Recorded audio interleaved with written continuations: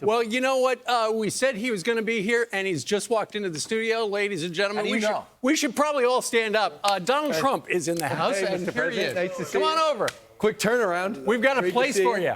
That was very quick. Hi, Mr. President. How are you? Good to see you. Come get my Hey, Mr. job. President, We'll sit you right here in the sit middle. right over here. I'm the official audio guy for today. You have, Mr. President, welcome back. you have so many jammers with you, we can't even use. I know, we have to use these hard lines. Let's put it right here, I do. like that. Okay. Very good. Good job. Wow. All right. Glad you're And here. we'll all sit down. 3, 2, 1. There we go. How are you? I'm good. This is very nice. Big night last night. I've never sat in the middle. It's great, I've right? always I don't sat think on- anyone, It's the no one sat in the middle. I've never seen anybody sitting in You've the got the middle. really good light. This is good lighting. How do we look? Oh, not so good. Mr. President, don't you always do that first? The biggest interview, the smallest, the first thing you look at, you grab the lights, you go, move that pole over, you come over here. You're a producer. Lighting is very important. No, let's turn down the lights. No, I'm only. Well, what did you think of Nice last night? room. What did you think of last I night? thought it was great. I thought, you know, it was for the Catholic Church, really, and for a lot of good people, a lot of good causes. And unusually, she didn't show up. You would have thought she would have shown up last night. You were surprised. We were all surprised. But they told me it's only teleprompter for the comedian. I said, give me the comedian. No. I didn't get, so I had to do it sort of like, and I liked it better. I think I liked it better. But, you know, when I went, I said, is this a teleprompter speech? And I had a pretty long speech. And they said, sir, we don't use teleprompter. Then I get up there and see the comedian. And he was good, too, by the way. Jim Gaffigan's funny. I thought he was good, yeah. You know, Kamala Harris did not show up, as you know. She sent a video from Saturday Night Live. You know, we have seen historically a lot of Democrats, they turn to the guys at Saturday Night Live or The Tonight Show. They write all their material. Your material was real funny. Who wrote it? Who helped you with it? Well, I've had a lot of people helping. A couple of people from Fox, actually. I shouldn't say that, but they wrote some jokes. And for the most part, I didn't like any of them. But I got it. Did you see some highlights? I think you did great. Go ahead. Watch. Roll tape. Catholic Church, you're helping the poor, educating children, and supporting the vulnerable. But if you really wanted Vice President Harris to accept your invitation, I guess you should have told her the funds were going to bail out the looters and rioters in Minneapolis, and she would have been here, guaranteed she would have been here. Guaranteed. It's a true pleasure to be with you this evening. Amazing pleasure. And these days, it's really a pleasure anywhere in New York without a subpoena for my appearance. Anytime I don't get a subpoena, I'm very happy. But unfortunately, Governor Walz isn't here himself, but don't worry, he'll say that he was. He's going to say he was. But I have to be careful, however, to understand that this will be the first time in the history of this event where jokes will be fact-checked, and they will be. All polls are indicating I'm leading big with the Catholic vote, as I should be, But I don't think Kamala has given up yet. She hasn't. Instead of attending tonight, she's in Michigan receiving communion from Gretchen Whitmer.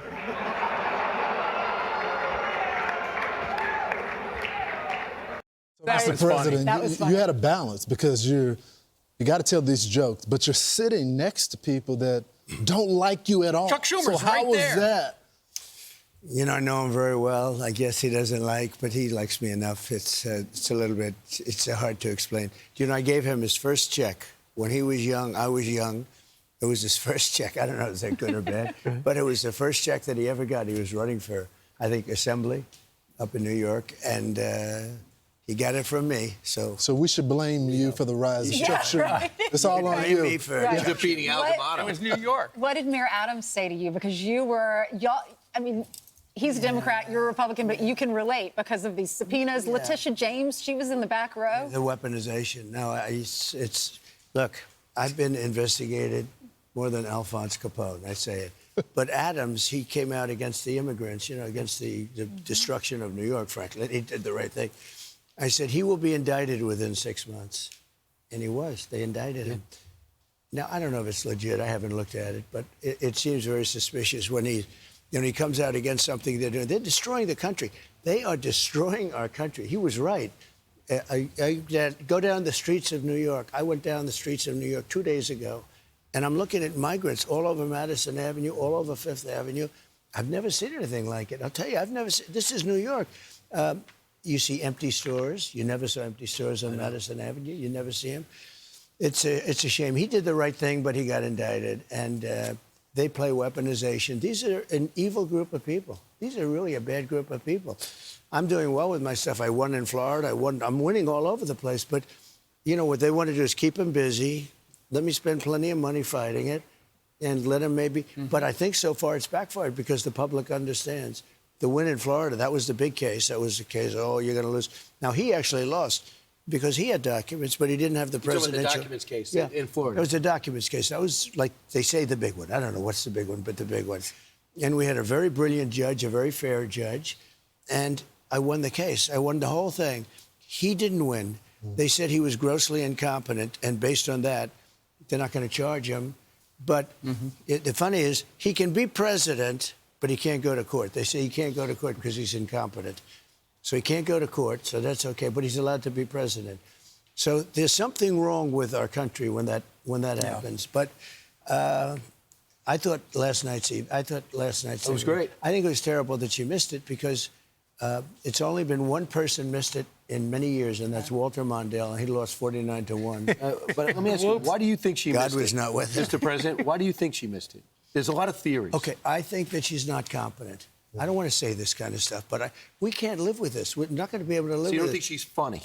I don't think she's funny. I don't look, her staff, she's got 5% of her staff stayed with her, 95% quit. If that happened to me, I'd be front page of every. Nobody likes her. Nobody wants to be with her.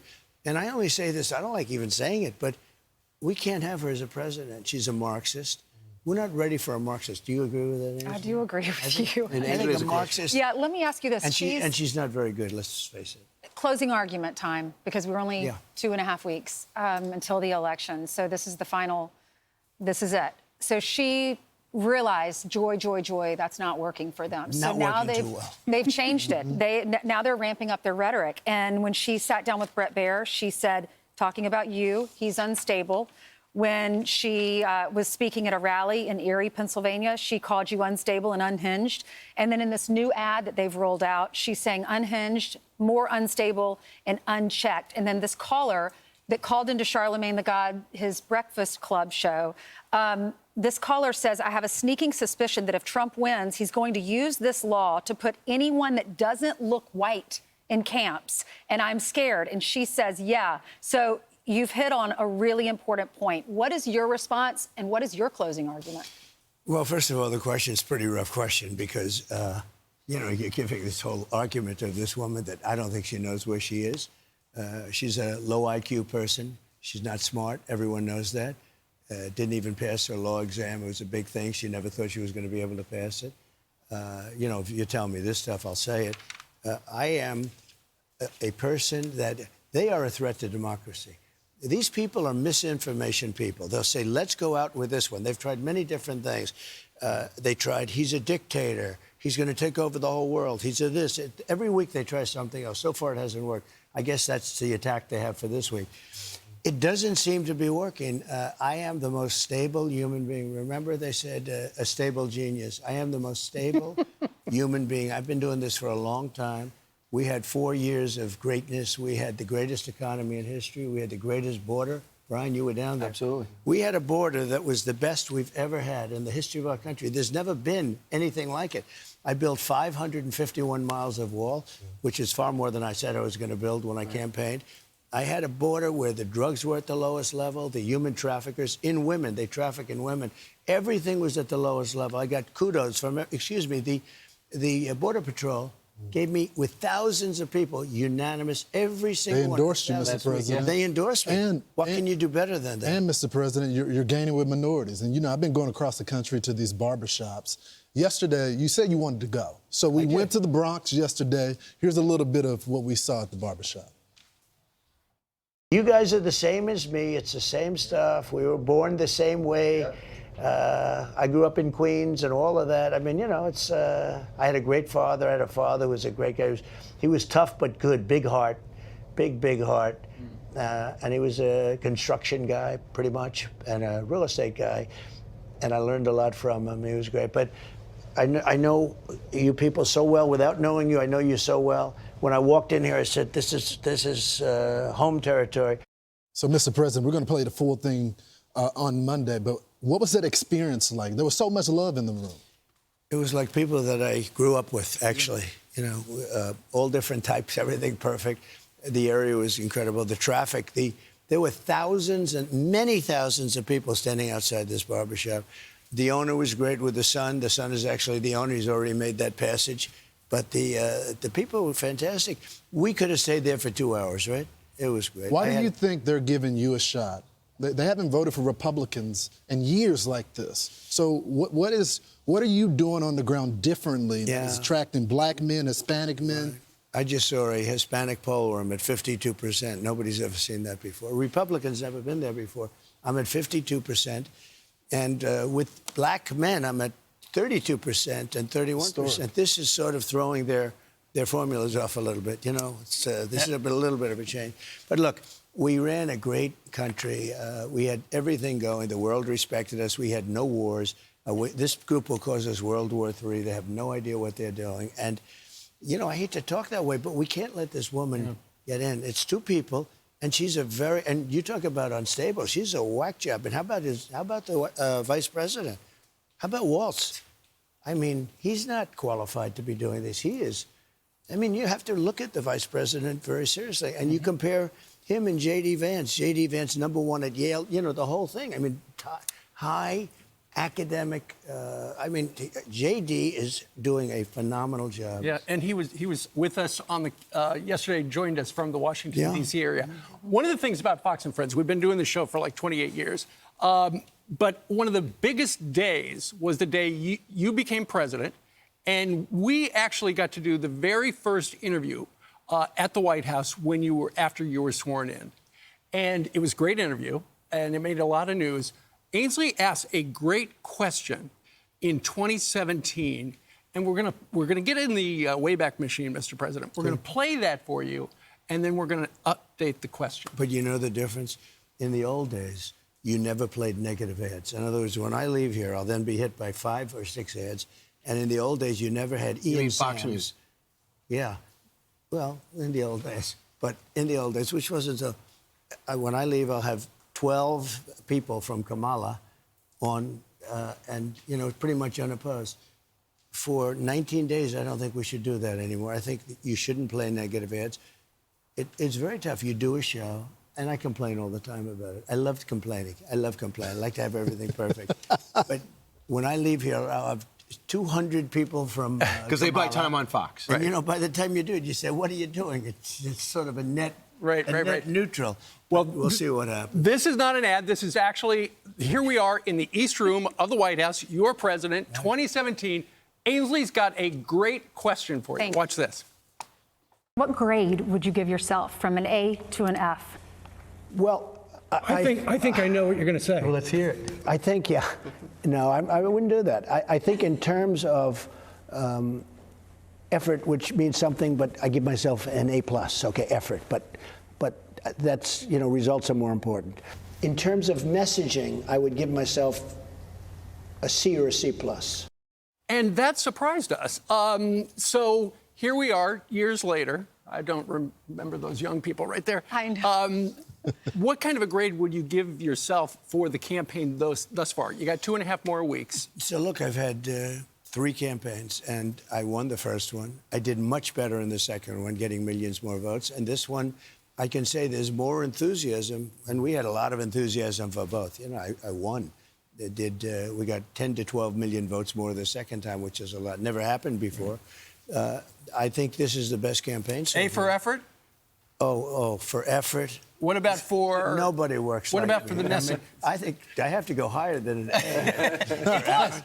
So what about messaging? Well, message, I'll have to tell you that in, you know, on the 6th, I think. All about results. Because I don't know. I think it's all about results. I mean, the message, I think I'm saying, look, the message is we're going to do a great job. We're not going to get into wars. We're not going to have a third world war. So importantly, we're going to have a strong border. We're going to have the greatest economy. We're going to bring back the economy. We're not going to have inflation.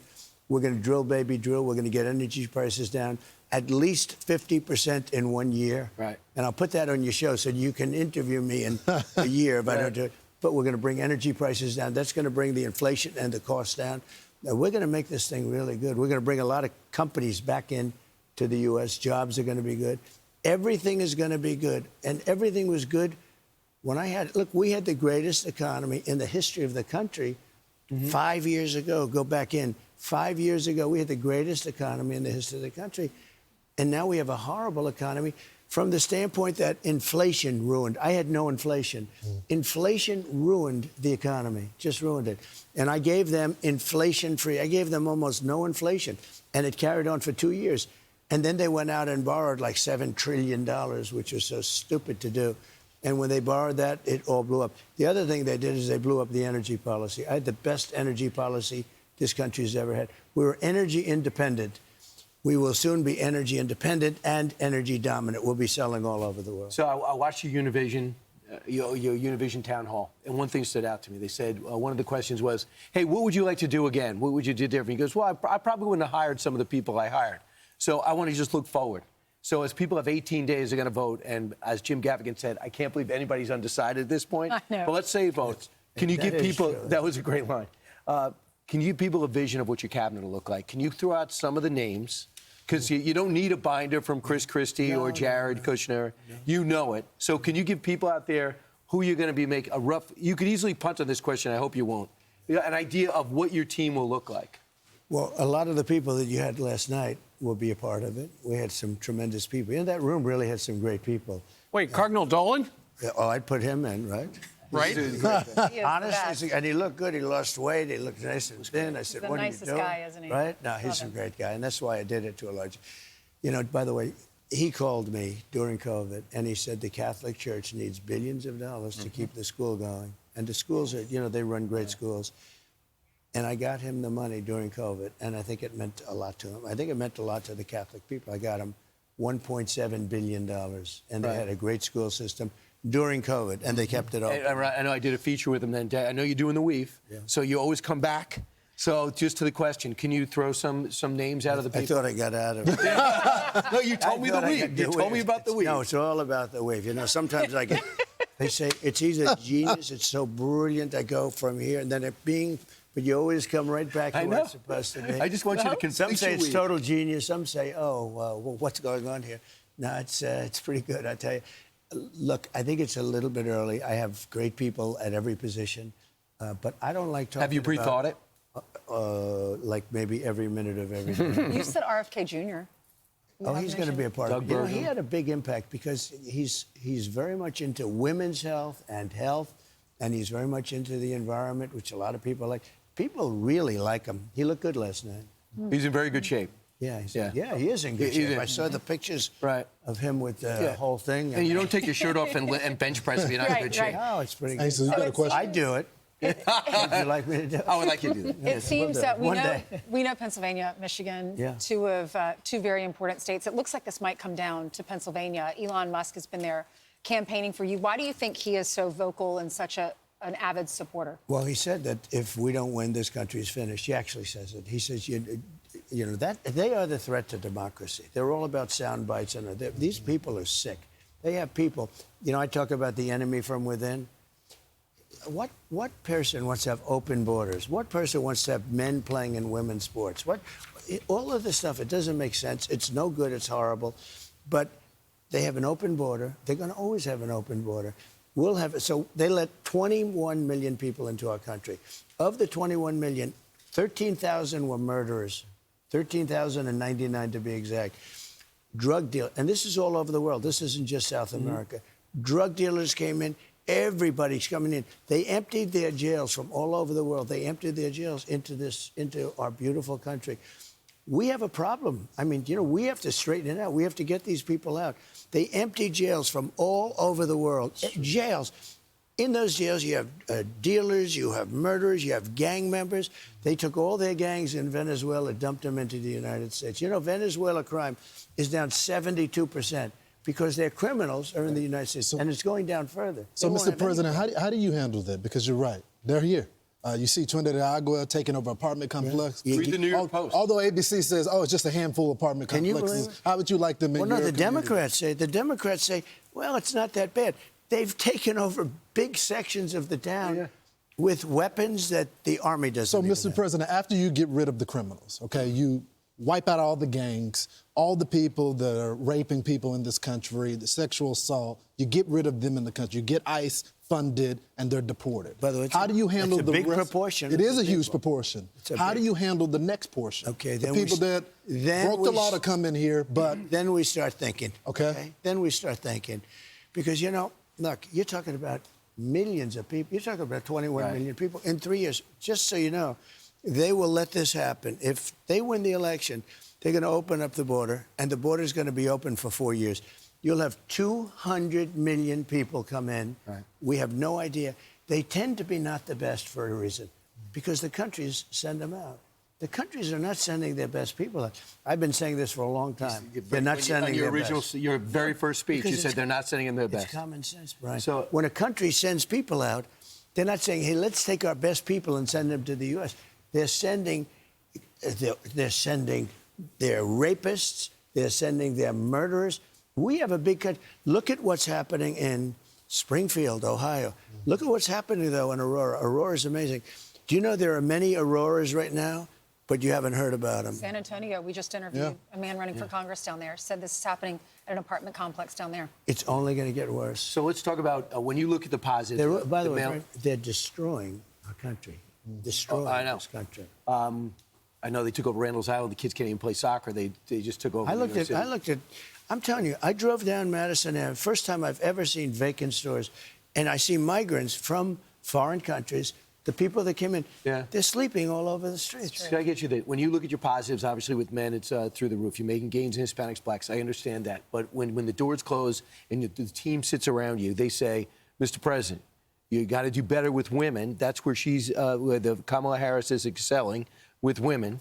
Is one move to get women on your side is to get Ivanka out, Melania out, and especially Nikki Haley out in these final 18 days. Is that something that's coming out of your strategy session? Look, I think I do very well with women, and I think it's all nonsense. I see the polls, and we do well. What about the You Nikki have one Haley? issue. You have the issue of abortion. Without abortion, the women love me. Now, they like me anyway because what I've done is so good. I've taken this issue out of the federal government and put it back to the states where they're voting. And I believe in exceptions, and most people do, for rape and rape, incest, life of the mother. But I've done so, and I think I've taken an issue. So could I amend my question? Let me just say, that issue has torn our country apart for 52 years. No legal scholar, no Democrat, Republican, no liberal, conservative wanted it to be in Congress. They wanted it to be out of the federal government. I got it out through 6 very brave judges who were also brilliant. And now they're voting. Ohio voted, and it's actually a very liberal vote. Kansas, very liberal vote. But people are voting. They wanted it to be in the states and a vote of the people. But that issue, maybe some women. Okay. But they're going to find. I'm going to do a the subset country's of that gonna- question. Well, the country's coming together now over that. And they're getting to vote. They're actually voting on the issue. There's a segment of the Republican Party that likes Nikki Haley, and they are reluctant to jump into your column. She wants to help. She said, if he calls me, I'm there. You guys used to be tight. In the last 18 days, will you call her and say, come out with me? Yeah, I'll do what I have to do. But let me just tell you, Nikki Haley and I fought, and I beat her by 50, 60, 90 points. I beat her in her own state by numbers that nobody's ever been beaten by. I beat Nikki badly. I beat everyone else, too, badly. Frankly, I set records, both in speed and in the magnitude of the win. And everybody keeps saying that. They don't say get Ron, and Ron did very well. But again, I beat everybody by numbers that have never happened before. And they keep talking about Nikki. I like Nikki. Nikki, I don't think should have done what she did, and that's fine that she did it. But even in her own state, in South Carolina, where she was the governor, I beat her by a number that nobody ever and heard she of, by dropped 50 points or something. And then they say, oh, when is Nikki coming back in? Nikki is in. Nikki is helping us already. But it's just, people keep saying, when are you bring? They don't say, when are you bringing this one? Everybody is in, and Nikki is already in. You know, she's out campaigning. And Elon Musk is look, I watched a rocket ship land 4 days ago. That was stunning. I watched a rocket ship. You talk about people. This guy is unbelievable. I was on the phone. I'm talking to somebody on the phone, and I'm half falling asleep. An important guy, but a very boring guy. And I'm like this. And the television's sort of like the sound is off. And I see this massive, like 20-story, you know, things like 20 stories tall. And I'm looking. I thought it was a space movie or something. Yeah. This guy is so brilliant, and I watch it come down, and you can see it's still in good shape, but it's burned to hell because it was traveling at 10,000 miles an hour. You know, so it's like a piece of fire, and it's coming down. And I said, "Oh man, that's going to crash into the gantry." This is not good, Mr. Right? Right. And I said, "Well," and then I see the two arms grab it, boom, and it's like perfect. I said, "That could only be Elon." I called. He said, "That was me." So think of it. This guy is campaigning. He is actually campaigning for me in Pennsylvania. Right. He thinks that my winning, and a lot of people love him. I mean, he is. You know what he did with that Starlink? How he helped North Carolina Yes. It was huge. and so Georgia. grateful. I mean, they had no communication. I was there. He had it there in record time. I called him. I said, "Could you do?" They asked me, "Do I know him?" Yes, I know him. He gave me the nicest endorsement, really, of anybody. So, Mr. Having his endorsement meant a lot. So, Mr. President, we got some viewer questions. Yeah. They wanted to set it up for you. Ainsley has the first one. Well, okay, so this is, she was watching the show yesterday, Paula. She lives in Claxton, Georgia. Yeah. And I'm sure you've heard of the Claxton Fruitcake Company, I have. the largest fruitcake company in the world. We get I it think. every Christmas. Yeah, they sell them Walmart and all kinds of Sam's store. I want one immediately. So she's part of the family that produces these fruitcakes, and she had a question for you. Yeah. Here's Paula.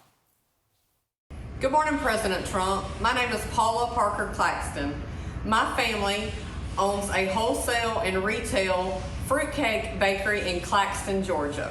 When you're elected President of the United States, what plans do you have to curb the rising cost of operating a small business, inflation, and labor costs? I'm going to get your energy down to the lowest it's been. We're going to get it down by 50% immediately. Those ovens that you use are going to be half price.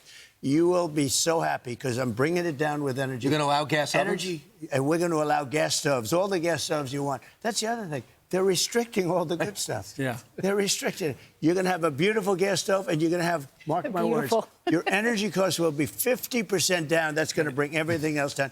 You're going to love Trump. Terrific. You know, Mr. President, that event you were at last night raises millions of dollars, a lot for, you know, Catholic schools here in the New York City area. We've got a question from Anthony in Wisconsin, a swing state, and it's about school choice. Listen to this. I am Anthony from Appleton, Wisconsin. I have high-functioning autism, but my autism means I am only allowed to go to public schools that teach things and promote things against my values and faith. This makes life hard and confusing. When you become president, what can you and J.D. Vance do to help other students like me to have a choice of schools? School choice. Well, thank you very much. And it's all about school Bless his choice. heart. You know, that's one of the biggest things on my platform. It's about school choice, and it's also, we're going to get it out of Washington. If you look at our schools, we spend more per pupil than any other country. Norway, Sweden, Denmark, I hate to say this, China, can you believe? Top 5. They have great school programs. We are number 40, which is sort of like at the bottom of the list. We spend more per pupil than we're moving it all out of Washington, and we're going to let the states run the schools. So you give the schools to Iowa, they're going to be another Norway. It's going to be great. You give them to so many different states. Indiana, they're dying to do it.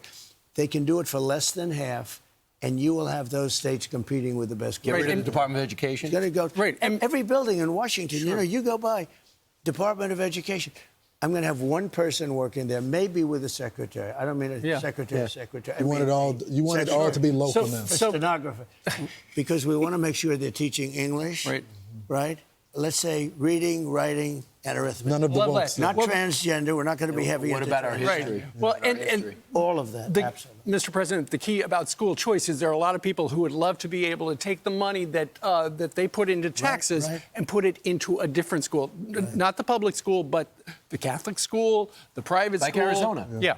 So, Mr. President, we got a question. And you're on board with School that. choice is one of the most important things we're going to be doing. Absolutely. Because we have the worst. Think of it. Out of 40, we're number 40. And yet we're number 1 when it comes to spending per pupil. Does that sound good? Well, there's a bill that just passed the Ways and Means Committee. You know, it could pass in your first 100 days as president. It sounds like you'd sign it. I would sign it. Anything to do with school choice, also. Okay. But also, separate from school choice, we're going to take the Department of Education, close it. I'm going to close it. We'll have one person, could be you if you decide to retire. Okay. Mr. President, here's what bothers Central Casting. here's what bothers me about that. So let's say you have a liberal city, let's Los Angeles, San Diego, and they just decide we're going to get rid of that history. We got new history. This is America built off the backs of slaves on stolen land, and that curriculum comes in. Then we don't send them money. We would save half of our budget, Okay. and we're going to send. But if they want to do that, Because you do we don't lose send control them. when you go low. No, we've lost control. We're number 40. We're last on the list. Okay. We're the worst there is, and we spend more money than. And a lot of states, look, you know what's going to happen. The states that are well run now, like, I don't want to say specifically but you take Indiana. It's so nice. No debt, everything is good. Our beautiful Iowa, right, that I win every time. Take every one of those states. So let's say out of the 50, we have close to 40 like that. Then you have the laggards run by guys like Gavin Newsom, who is, you probably won't do as well there, but there you have to watch it a little bit more. Right. But no, if they want to get cute, then you don't send them the money. So, Mr. President, we got a question from my home state of Texas. This is Don. He has a question about accomplishments. Good morning, Mr. President. My name is Don Albright. I live in Katy, Texas. My question is, what is something that you did not accomplish in your first term that you would like to accomplish in this term? Well, you know, we had a great first term. We had the greatest economy we've ever had. We had the strongest borders we've ever had. We rebuilt the entire U.S. military. Unfortunately, they gave a lot of it to Afghanistan in one of the worst times ever. I think the biggest thing for me in terms of government is great people. I had great people. I had a lot of great, like Bob Lighthizer and Tread. We had great people. But I had a couple of clinkers that I would not want again. And I didn't know, you have to understand, I was there 17 times in my entire life. All of a sudden, I'm president. I'm saying, wait a minute. And people are recommending different people. Of the people, usually we got it right, but there were some ones that we didn't get right. I now know everybody in Washington. I think it's been enforced. I know people in Washington that nobody ever heard of. Now you'll be the most experienced president. I think I'll be the most experienced guy. I know the good ones, the bad ones, the dumb ones, the smart ones, the loyal ones. Right. The people that want to. What about the list of the dumb ones? Let's hear that. Oh, I give you a list. All the people that were involved. Most of them are the people that I fired. You know, when you fire, Biden has never fired anybody. Never. He should have fired a lot of generals and a lot of people for Afghanistan, as an example. I took out ISIS. I promote people. I beat ISIS. It was supposed to take 5 years. It took 1 month. I did it in 1 month. We have unbelievable generals. We have unbelievable military, but not the guys like Milley that you see on television all the time. We have great people. Are those generals fired when you do it? Because some of the people involved with Afghanistan are still almost dead. every person that speaks badly of me. Look, firing, I know a lot about firing. When you fire somebody, you can do it nicely and take a year and just, not working out, blah, blah, blah. I've done that. And I've done it, get out, you're fired, get out. And I saw that on TV. But can I tell you, I did quite well. So I've done it always. You know, at the end, when you get fired, you get fired. It doesn't matter. You might as well just do it quickly. And then if you're famous, like me, they read a book. Right. Because the sleazebags come out and they offer them $1 million to write a book. And then sometimes they'll say, I want to make it good. No, we're not interested in a good book. We're only... So I end up with more books than, I just end up... And I end up with... It is true. If Bush fired somebody, nobody cares about Bush. They couldn't care less about Bush. I think you do. You like Bush. Yeah, I do. I'll use it. Let me use it differently. You like W? You guys get along? He's fine. Well, yeah, but I disagreed with what he did so much. Right. I just disagreed with. So I disagreed with what but got us into the Middle East. We spent $10 trillion.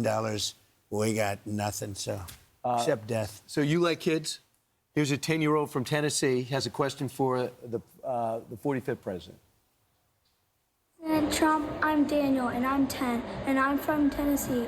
What was your favorite president when you were little? Who was your favorite president when you were little? So I liked Ronald Reagan. I thought he was, look, I didn't love his trade policy. I'm a very good trade. I've made some great trade deals for us, the USMCA. That wasn't his strength, but he had a great dignity about him, Ronald Reagan. Mm-hmm. You could say, there's our president, more than any others, really any of the others.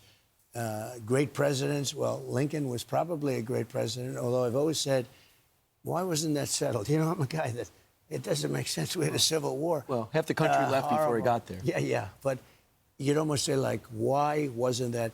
As an example, Ukraine would have never happened, and Russia, if I were president. Israel would have never happened. October 7th would have never happened. As you know, Iran was broke. They wanted to make a deal. Mm-hmm. I told anybody buys any oil from Iran, you're finished. You know, you can't deal with the United States. Nobody was buying oil from Iran. They came. They wanted to make a deal. Now they have $300 billion in cash.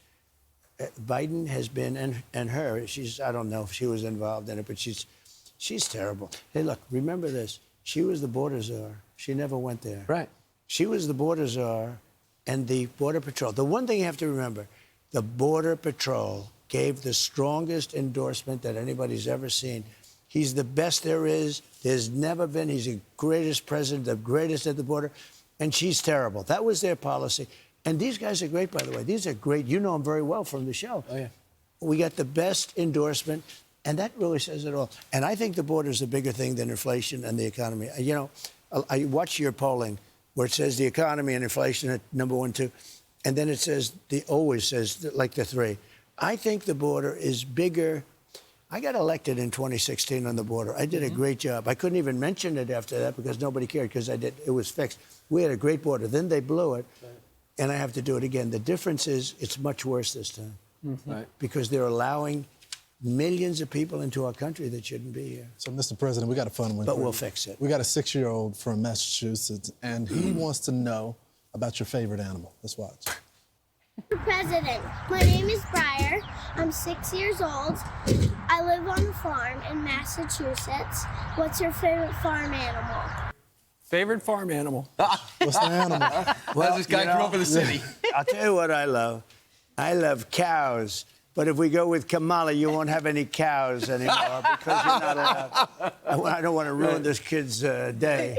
But I love cows. I think they're so cute and so beautiful and so productive. But according to Kamala, who's a radical left lunatic, you will not have any cows anymore. So we have to vote her out. You like cows, you have to vote. I know. Mr. President, I got a question for you.